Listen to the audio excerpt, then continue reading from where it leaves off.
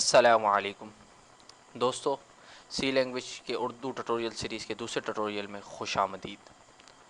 आज के इस ट्यूटोरियल में हम जो चीज़ सीखेंगे वो सबसे पहले तो ये है कि किस तरीके से हम टर्बो सी प्लस प्लस के आईडीई को इंस्टॉल करें अपने सिस्टम में।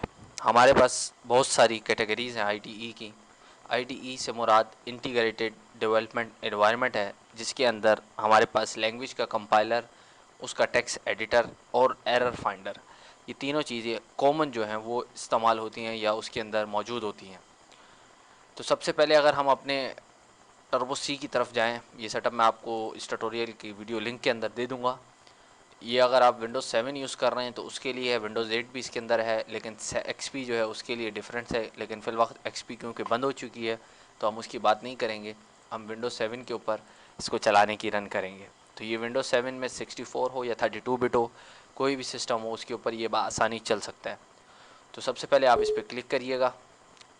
यस करने के बाद नेक्स्ट, इंस्टॉल और फिनिश, जैसे ही आपने कर दिया तो आप सबसे पहले माई कंप्यूटर में जाएंगे, सी ड्राइव में जाएंगे तो आप ये देख रहे होंगे टर्बो सी प्लस प्लस। अब ये टर्बो सी प्लस प्लस, फिर डिस्क के अंदर फिर टर्बो सी, C3, ये बिन फाइल, ये सारी अगर फाइल्स आपके पास मौजूद हों तो इसका मतलब आपने सक्सेसफुली जो है वो इंस्टॉलेशन कर ली है टर्बो सी प्लस प्लस की। तो जैसे ही आप कंप्लीट कर लें, तो मेरे पास तो फ़िलहाल रेजोल्यूशन की प्रॉब्लम की वजह है वो ये है कि मैंने स्क्रीन को तो काफ़ी छोटा किया हुआ है। उसकी एक वजह यह है कि टर्बो सी क्योंकि काफ़ी पुराना टेक्स्ट एडिटर है सी लैंग्वेज का, तो इसमें हम आसानी से टेक्स्ट को व्यू नहीं कर पाएंगे अपने फुल मोड पे। और जो मैं रिकॉर्डिंग कर रहा हूँ वीडियो से, वो भी जो है रिकॉर्डेड नहीं हो सकती क्योंकि वो डॉस ऑपरेटिंग सिस्टम के बिहाफ पे काम कर रहा होता है, तो उसकी रिकॉर्डिंग ले पाना भी जो है वो आसान नहीं है। तो उसके लिए एक दूसरा मेथड है जिसको मैंने इस्तेमाल किया है, लेकिन बहरहाल मैं आपको बता दूंगा क्योंकि टर्बो सी वाहिद एक सॉफ्टवेयर है जो मोस्टली और वाइडली जो है यूज़ होता है हमारी सी प्रोग्रामिंग के अंदर। अगर हम ग्राफिक्स के लिए चले जाएं तो उसके लिए और भी बहुत सारे हैं। हमारे पास डॉस बॉक्स है, नेटबीन्स आईडीई है, इसके अलावा हमारे पास जो है विजुअल स्टूडियो है जो हमें जो है प्रोवाइड करता है अपना आईडीई का इन्वायरमेंट, वो भी सी और सी प्लस प्लस दोनों लैंग्वेज में। तो सबसे पहले हम ओपन अगर इसको करें, ये डॉक्स बॉक्स हमारे पास ओपन हो गया। मैं स्क्रीन छोटी करूँगा इस वजह से कि आपको व्यू हो जाए। इसके लिए आपको अल्टर एंटर प्रेस करना है और ये स्क्रीन ये देखें आपके पास छोटी हो गई। ये स्क्रीन जब छोटी हो जाएगी तो अब आप आसानी देख सकते हैं कि ये इस तरीके से ओपन होगा। अल्टर एंटर इसकी शॉर्ट की कि आप इससे जो है अंदर आ जाएं, यानी कि बाहर निकल आएँ, छोटी स्क्रीन में आ जाएंगे। तो इसमें देख लें टैब्स कुछ बने हुए हैं, फाइल है, एडिट है, सर्च है, रन है, कंपाइल है, डिबग है, प्रोजेक्ट है, ऑप्शन है, विंडोज़ है, हेल्प है। हमें फ़िलवक्त किसी से ज़्यादा नहीं है, हमें सिर्फ एक कंपाइलिंग टैब का पता होना चाहिए। कंपाइलेशन के लिए यहाँ शॉर्टकट की दी हुई है, अल्टर F9 कंपाइल करेगा। मेक के लिए F9 है, रन के लिए आपको कंट्रोल F9 बनाना है। ये देख लें, कंपाइल के लिए अल्टर F9 और रन के लिए कंट्रोल F9। फाइल के लिए न्यू, ओपन के लिए 3। अगर आपने पहले से अगर कोई फ़ाइल सेव रखी हुई है, अगर डायरेक्टरी चेंज करना चाह रहे हैं वो भी आप बता सकते हैं। डॉस शेल अभी तो फ़िलहाल यूज़ नहीं होता तो मैं इसको आपको बताऊंगा भी नहीं, तो फ़ायदा भी नहीं क्योंकि हम अभी फ़िलहाल डॉस तो पढ़ते ही नहीं है, ना इसको मार्केट में देखेंगे। एडिट के अंदर अगर हम चले जाएँ तो इसके लिए हम डू अनडू कर सकते हैं जो हमने काम किया हुआ है पहले वाला प्रीवियस वाला, तो उस तरीके से वो भी जैसे नोटपैड में फैसिलिटी है। लेकिन यहाँ पे शॉर्टकट की जो है वो आप देख सकते हैं थोड़ी सी डिफरेंस है। कंट्रोल सी की जगह या कंट्रोल एक्स की जगह यहाँ पर डेल शिफ्ट यूज़ होता है और कॉपी के लिए कंट्रोल इंसर्ट यूज़ होता है, ऐसे है जैसे कि हम नॉर्मल में करते हैं कंट्रोल सी। तो थोड़ा सा डिफरेंस है।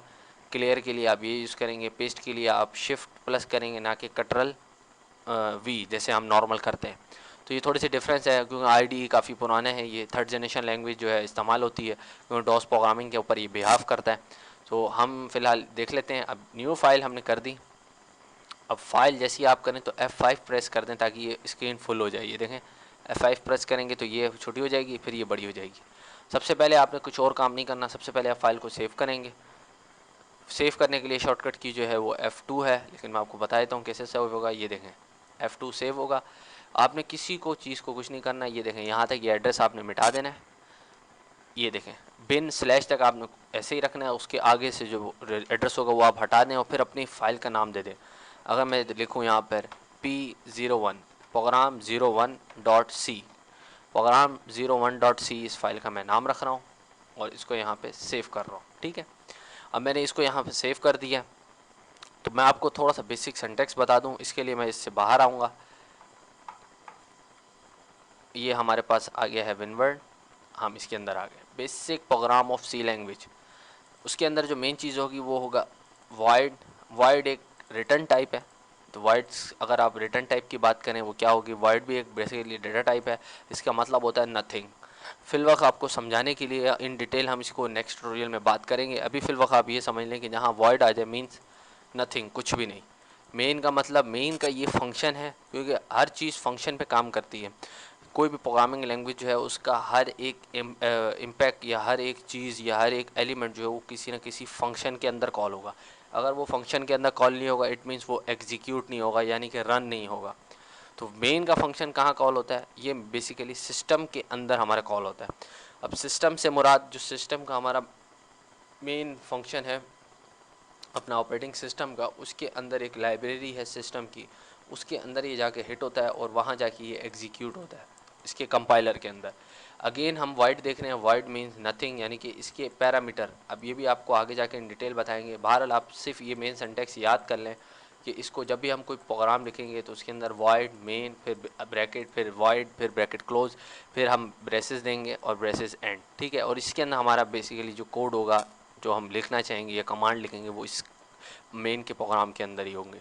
तो फिल वक्त ये इतना काफ़ी है आपके लिए। तो अभी हम एक छोटा सा प्रोग्राम बना लेते हैं हेलो वर्ल्ड का, जो हमारा फर्स्ट प्रोग्राम होता है किसी भी प्रोग्रामिंग लैंग्वेज के अंदर। मैं इस पर क्लिक करूँगा, ये देखें मैं इसके अंदर आ गया। जैसा कि मैंने आपको बताया वॉइड मेन, ये देखें वॉइड आपने जैसे ही लिखा कलर चेंज हो गया। मेन का फंक्शन अगेन इसके अंदर वॉइड, ये इस तरह लिखने के बाद आपने एक कमांड है, ये फंक्शन है प्रिंट एफ। प्रिंट एफ क्या है, कंसोल में आउटपुट कराने के लिए। अगर मैं आपको यहाँ पर लिख दूँ कि ये किस लिए यूज़ होता है, print F function print F function is use for print and output on to the console. Console के ऊपर अगर हम बात करें, प्रिंट एफ का जो फंक्शन है वो यूज़ करता है क्या, function is used for print and output on the console. कोई भी आउटपुट अगर आप प्रिंट कराना चाह रहे हैं, वो कि कुछ भी हो सकता है, भले वो इंटीजर नंबर हो सकते हैं, कुछ भी चीज़ अगर आप कराना चाहें। ये देखें इसके अंदर ये प्रॉब्लम काफ़ी रहती है। मैं इसको दोबारा सेट कर देता हूँ, क्योंकि ये मैं रेजोल्यूशन कम होने की वजह से मैं इसको इस तरीके से कर रहा हूँ। अगर आप लोग करेंगे तो आपको कोई प्रॉब्लम नहीं होगी फिल वक्त, क्योंकि ये इसलिए मैं कर रहा हूँ ताकि आपको ये कोड दिख सके जो मैं यहाँ पे कंसोल पे लिख रहा हूँ, यानी कि इसकी IDE पे लिख रहा हूँ। तो आप सबसे पहले इन्वर्टेड कॉमा लिखेंगे, इसके अंदर लिखेंगे हेलो वर्ल्ड। ठीक है, ये आपने लिखा। जैसे कि मैंने आपको बताया था अल्टर F9 ये शॉर्टकट की है। यहाँ पे इसने एरर दे दिया क्योंकि मैंने टर्मिनेटर नहीं लगाया। अल्टर F9, ये देखें यहाँ पे ये बता रहा है नो एरर नो वार्निंग। 4 लाइनों का कोड है, जैसा कि आप देख सकते हैं, वाकई में 4 लाइनों का है। अल्टर F9 से ये सक्सेसफुली कंपाइल होगा और कंट्रोल F9, अब यहाँ पे कंपाइल हो चुका है, सब कुछ हो सकता है। अब ये स्क्रीन के ऊपर रुक नहीं रहा, वो किस तरीके से, इसको अगर आप आउटपुट को देखना चाहें तो अल्टर F5 हेलो वर्ल्ड, ये देखें लिखा हुआ आ गया। ये मैंने यहाँ पे जो की यूज़ की है वो है अल्टर F5, जिससे आपका जो पुराना होगा आउटपुट वो रुक जाएगा। अगर मैं इस पूरे को दोबारा लिखूं और इसको यहाँ पे फिक्स कराऊं, यानी कि बार बार मेरे को प्रेस ना करना पड़े बल्कि स्क्रीन रुक जाए जब मैं प्रोग्राम को एग्जीक्यूट करूं, तो सबसे पहले आपने लिखा है CLRSCR, ये भी एक फंक्शन है, ये बिल्टन फंक्शन है। और गेट CHE, अब बिल्टन फंक्शन और यूज़र डिफाइन फंक्शन इसको हम आगे पढ़ेंगे, इसके बारे में आप नहीं जाने। फ़िलहाल आप ये देख लें, ये मेन स्ट्रक्चर है वॉइड मेन वॉइड किसी प्रोग्राम, फिर आप CLR लिखेंगे, फिर प्रिंट एफ लिखेंगे और फिर गेट CHE लिखें। लिखने के बाद इसको F2 से सेव करें, अल्टर F9 करें, नो एरर, फिर कंट्रोल F9 करेंगे तो ये आप देख सकते हैं टॉप ऑन द स्क्रीन कि हेलो वर्ल्ड का जो प्रोग्राम है वो हमारा बआसानी एग्जीक्यूट हो चुका है। तो आज के इस ट्यूटोरियल में जो चीज़ हमने सीखी है इसको आप हमेशा नो कीजिएगा, नहीं तो ये पुराने कोड की तरफ चला जाएगा। नो करें, ये हमारा वहीं पे है। तो आज के इस ट्यूटोरियल में हमने जो चीज़ सीखी है वो इंस्टॉलेशन ऑफ टर्बो C++, जो कि हमारे पास एक IDE है, बासानी आपको मिल सकता है, लेकिन मैं आपको ये अपलोडिंग यानी कि इसकी फ़ाइल मैं आपको दूंगा अपने ट्यूटोरियल के लिंक के नीचे। और इसके साथ साथ आज हमने एक प्रोग्राम बनाया है जो सिंपल हेलो वर्ल्ड प्रिंट करा रहा है कंसोल पे। तो इंशाल्लाह अपने नेक्स्ट ट्यूटोरियल में हम इस सिलसिले को कंटिन्यू रखेंगे, तो उसके अंदर हम बहुत सारी चीज़ें पढ़ेंगे। तो तब तक के लिए इजाज़त, अल्लाह हाफ़िज़ नासिर।